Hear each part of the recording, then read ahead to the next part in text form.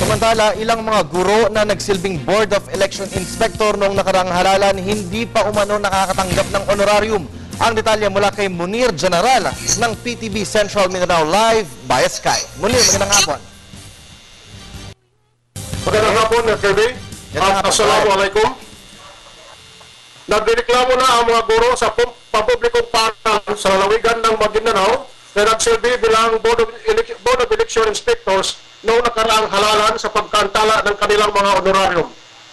Ayon sa mga guro, hanggang sa ngayon, hindi pa nila natatanggap ang kanilang mga honorarium mula sa Commission on Elections. Kaugnay nito, hindi naman may paliwanag ni Atty. Nasi Biasin, ang election supervisor ng Maguindanao, kung ano ang tunay na dahilan kung bakit naantala ang pagbibigay ng honorarium sa mga guro.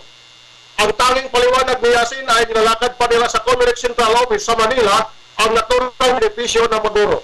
Binigyan din ni Biden M. Kawit, ang Schools Division Superintendent ng Maguindanao, na nawala pa ni isa sa mga guro na sa kanyang nasasakupan ang nakatanggap na ng honorarium mula sa Comelec na katumbas ng kanilang mga pinagpaguran noong nakaraang halalan.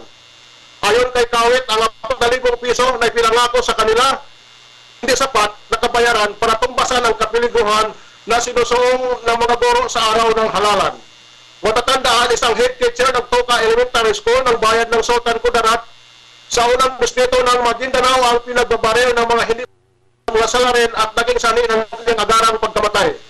Ito ay nangyari isang linggo bago magkaroon ng halalan. Samantala, sa ikadalawang distrito ng Maguindanao ay ang district supervisor naman ng Department of Education ng Autonomous Region in Moscovina na sa bayan ng Bukidol sa lipad ng Ipindaton ang tinambangan at napatay ng mga pinaghinalaan mga goals ng mga politiko isang araw bago maghalalan.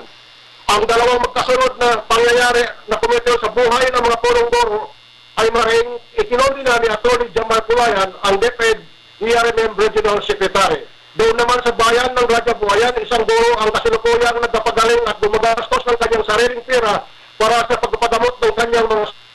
Ito ay kanyang tinamong pagkatapos siya atakihin at pagpapalawin ng mga taga-suporta ng isang local candidate mismo sa loob ng polling place sa araw ng halalan. Hanggang ngayon, ang mga guro ay umaasa na matatanggap pa nila ang mga narapat na benepisyo na kanilang pinagpawisan sa araw ng halalan.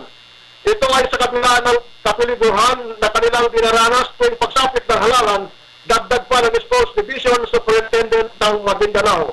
Para sa television ng bayan, mula sa PTV Central Mindanao at ERMM News Bureau, Haji Munir General Dakulat.